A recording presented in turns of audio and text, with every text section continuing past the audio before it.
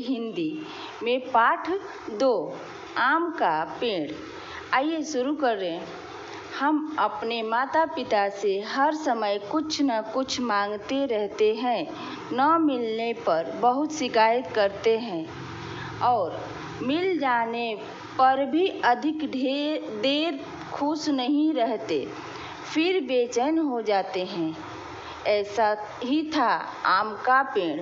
फलों से लदे होने पर भी वह प्रसन्न नहीं था।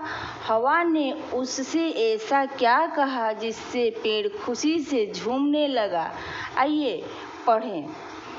अब उच्चारण अभ्यास बोलकर हमें पढ़ना है। अमिया मतलब छोटे आम जो कच्चे होते हैं।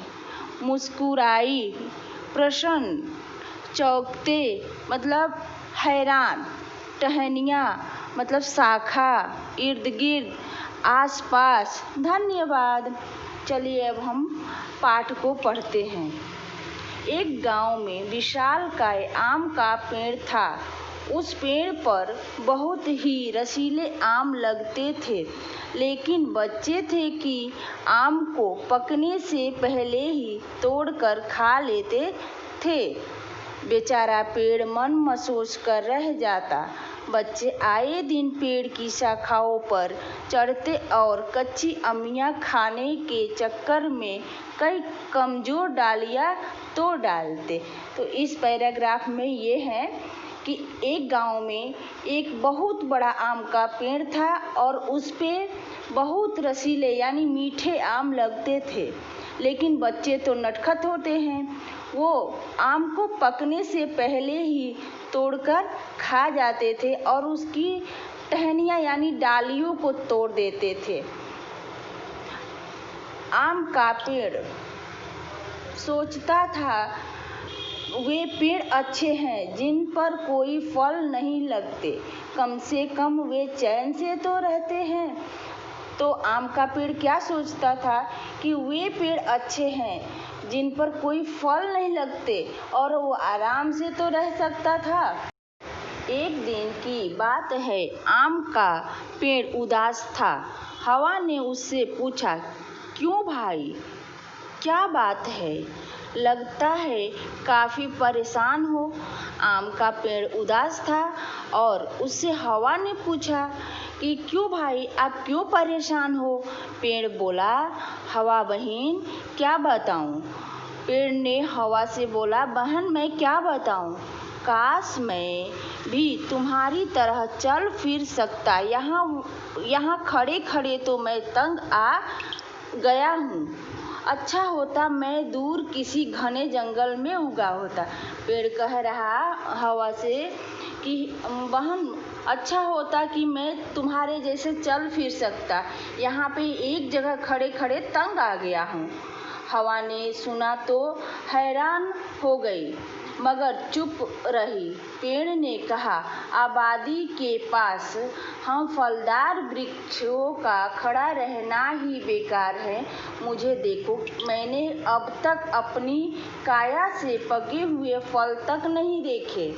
ये इंसानों के बच्चे फलों के पकने का इंतजार भी नहीं करते। देखो ना, गांव के बच्चों ने मुझ पर चढ़ चढ़कर मेरे अंगों का क्या हाल बना दिया है। कई टहनियाँ और पत्तों को तोड़ डाला है। कह रहा है कि ये आबादी के बच्चे हैं, बहुत परेशान करते हैं। आबादी यानी गांव के बच्चे तो परेशान करके रख दिया है। आम को पकने से पहले ही हमें तोड़कर खा जाते और टहनियाँ शाखाओं को भी तोड़ देते हैं। हवा मुस्कुराई, फिर पेड़ से बोली, पेड़ भाई, दूर के ढोल सुहावने होते हैं, जंगल में फलदार वृक्ष तो बहुत दुखी है। मुझे तो उनकी हालत पर तरस आता है। हवा क्या कह रही है कि दूर के ढोल सुहाने होते हैं, जंगल में जो फलदार वृक्ष है वो बहुत दुखी है, मुझे तो उन पर दया आती है। चलो, जंगल में फलदार वृक्ष बहुत दुखी है। हवा बहन तुम मजाक तो नहीं कर रही हो? पेड़ ने चौंकते हुए कहा। आम के पेड़ ने हवा से कहा कि बहन तुम मजाक तो नहीं कर रही हो? और नहीं तो क्या, जंगल के फलदार पेड़ अपने ही शरीर के फलों से परेशान रहते हैं। पेड़ों में फल बड़ी संख्या में लगते हैं, वहाँ फलों को खाने वाला तो दूर, तोड़ने वाला भी नहीं होता। पक्षी कितने फल खा पाते? फल पेड़ पर ही पकते हैं।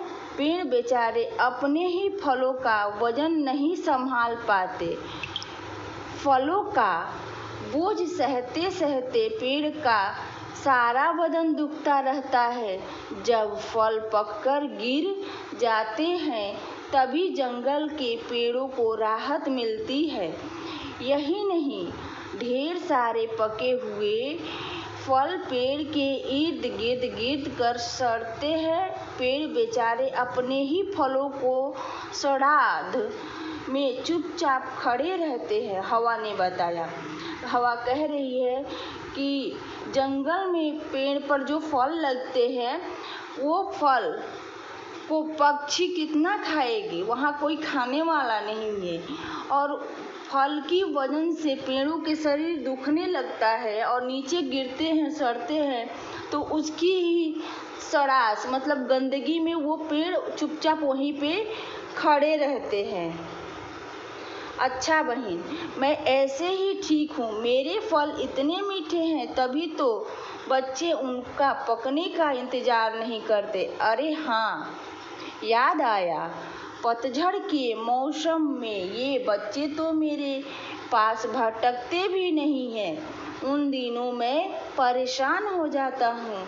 रही बात मेरी टहनियों और पत्तों की, बसंत आते ही मेरे कोमल अंग उग आते हैं।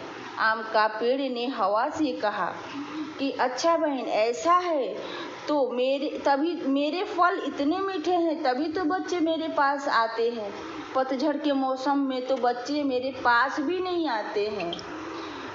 हवा मुस्कुराते हुए आगे बढ़ गई। पेड़ ने मन ही मन हवा को धन्यवाद दिया और खुशी से झूमने लगा। हवा ने ये सब बातें कहकर आगे बढ़ गई। तभी पेड़ ने हवा को धन्यवाद दिया और खुशी से झूमने लगा। धन्यवाद।